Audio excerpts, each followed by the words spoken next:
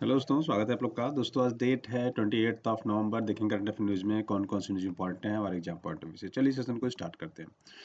देखो, Ramsar sites total 85 है ना। जिस स्टेट से आप बिलोंग करते होंगे, जिस भी स्टेट से आप बिलोंग करते हो, चाहे यूपी हो, एमपी हो, राजस्थान हो, बिहार हो, किसी भी स्टेट से आप बिलोंग करते हो, है ना। आप उस स्टेट्स के जितने भी रामसर साइट्स हैं या वेटलैंड जिसको हम बोलते हैं, राइट, वो आपको याद करना है। मैंने आपको जितने भी 85 के 85 है वो ऐड कर दिए हैं। प्लीज़ आप एक बार रीड करिएगा, ठीक है।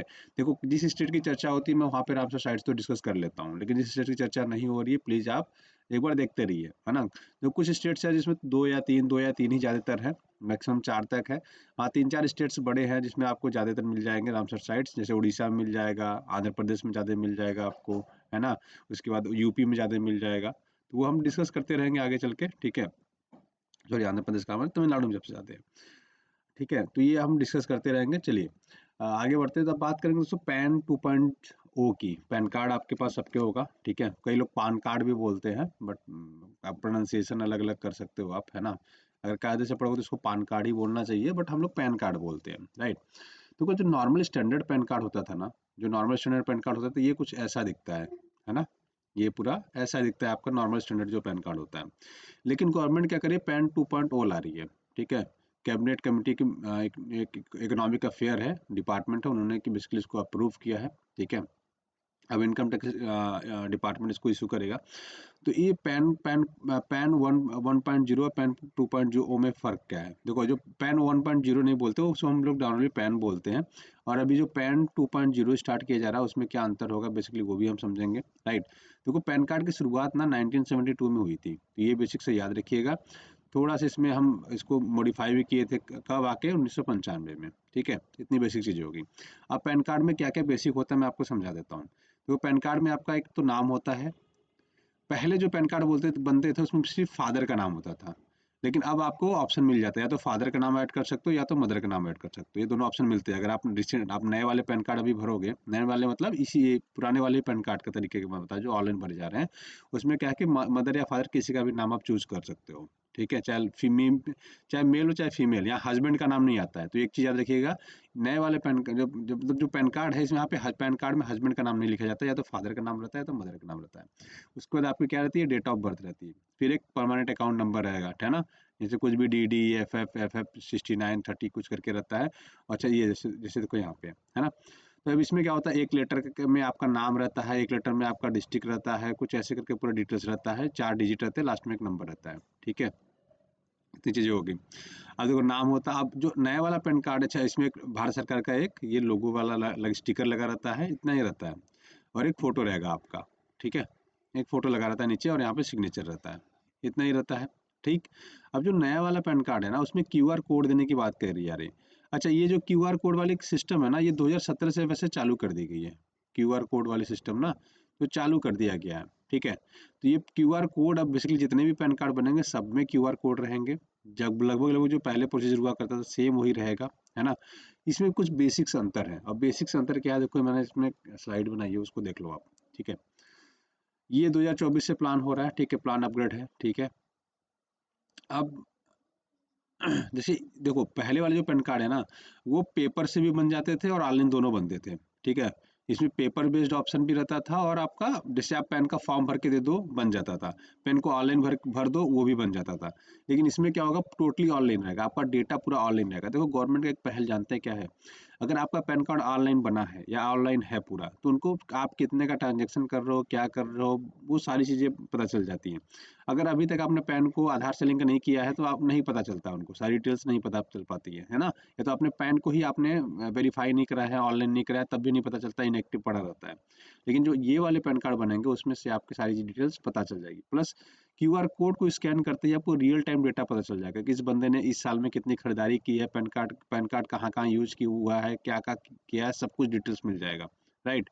दूसरा, अभी जो पैन कार्ड आप कुछ भी अपडेट करते हो ना, करेक्शन से डेट ऑफ बर्थ गलत है, आपका नेम गलत है, फादर नेम गलत है, कुछ भी चेंज करते हो तो कुछ 107 रुपये कुछ का पेमेंट करता है, जीएसटी उसी लग के मुझे लगा 109 रुपये के आसपास आता है, उसका पेमेंट गवर्नमेंट को जाता है, ठीक है। अब क्या है कि अब आप अगर चेंज करते हो name, date of birth, address वगैरह, तो कोई देखो एड्रेस में चार पैसे नहीं लगते हैं, बट इन सब में लगते हैं, ठीक है। तो ये बेसिकली याद रखिएगा फ्री हो जाएगा, इसमें आप कोई चार्जेज वगैरह नहीं लगेगा। अच्छा, अभी तक कोई सेंट्रलाइज डेटा इनका नहीं था, माना इकट्ठा नहीं था। अब ये बेसिकली पैन कार्ड का भी हम लोग क्या करेंगे, डेटा इकट्ठा करेंगे। ये सारे बेनिफिट्स है इसमें, ठीक है, लगभग लगभग बाकी चीज़ें सेम है।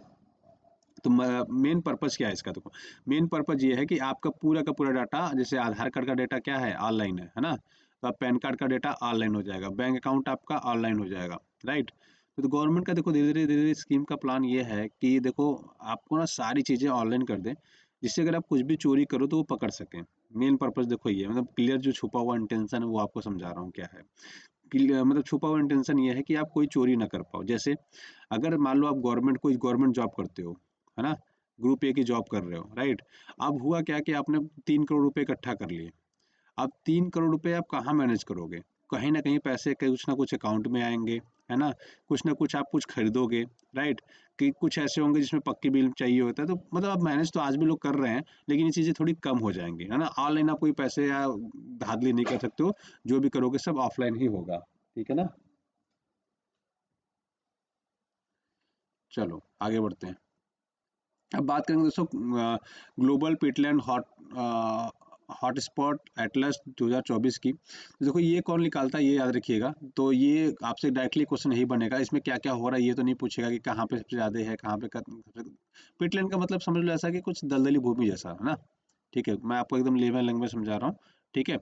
तो पिटलैंड लैंड की अगर बात करें तो ये बेसिकली हॉट स्पॉट्स होते हैं, जहाँ ज़्यादातर देखोगे रसिया में पाए जाते हैं, और इधर देखोगे तो बहुत ज़्यादा है। बाकी जगहों पे जहाँ पे ब्राउन है वहाँ पे ज़्यादा कवर पाए जाएंगे, जहाँ पे आपका मतलब ग्रे कलर हो गया है या लाइट येलिश हो गया है वहाँ पे कम पाए जाते हैं, ठीक है। तो अब ये रिपोर्ट कौन निकालता है आपसे ये पूछा जा सकता है, इसलिए मैंने इसको ऐड किया। तो ग्लोबल पिटलैंड हॉटस्पॉट एटलस रिपोर्ट को 2024 कौन निकाला, यूनेप निकालता है, यूनाइटेड नेशन ही निकालता है, ये याद रखिएगा, ठीक है। तो ये आपके एग्जाम पॉइंट थोड़ा सा रिलेवेंट होता है, डायरेक्टली आपसे एक क्वेश्चन पूछ लेगा। अब बात करेंगे सुकपक। सुकपक को ही हम साइबेरियन डेमोसेली क्रेन भी बोलते हैं, ठीक है। चर्चा में क्यों है, देखो जो माइग्रेटरी बर्ड्स होते हैं ना, माइग्रेटरी बर्ड्स का मतलब ये होता है कि एक स्थान से दूसरे स्थान पे माइग्रेट करते हैं, जाते हैं। जैसे आप यूपी में रह रहे हो, आप चले गए दिल्ली काम करने के लिए, तो आप क्या हो, माइग्रेटरी पर्सन हो, माइग्रेटरी इंसान हो। या आप मुंबई चले गए, या तो आप बाहर यूरोप चले गए, अमेरिका चले गए काम करने, तो आप माइग्रेटरी पर्सन हो जाते हो। ऐसे माइग्रेटरी बर्ड होते हैं, एक स्थान से दूसरे स्थान जब जाते हैं तो उसको कहते हैं माइग्रेट करके आए हैं, ठीक है। तो ये जो सुकपक है, जनरली ये दोस्तों 2800 किलोमीटर के आसपास ट्रेवल करता है, लेकिन इस बार जो ट्रेवल किया है ये 3676 के आसपास किलोमीटर के आसपास फ्लाइंग करके रिकॉर्ड बनाया है, इसलिए थोड़ी सी चर्चा में है ना, राजस्थान में ये आया, ठीक है। तो ये थोड़ा सा चर्चा का विषय है। देखो बर्ड का कैसे फॉल, मतलब ये लोग कैसे एक मतलब एक इनका देखो एक चीज होता है, जानते हो क्या, ये एक बार जिस रूट को फॉलो कर लेते हैं ना, उनको फिर वो याद रहता है ना। अगले साल जब भी आएगा तो फिर वो वापस उसी रूट से जाते हैं। इनका रूट लगभग लगभग तय रहता है, भटकते नहीं है ये लोग, राइट। तो देखो रसिया से देखो ये लोग चलते हैं, माइग्रेटरी बर्ड्स, साइबेरिया जिसको हम बोलते हैं, वहाँ से ये इंडिया तक आते हैं।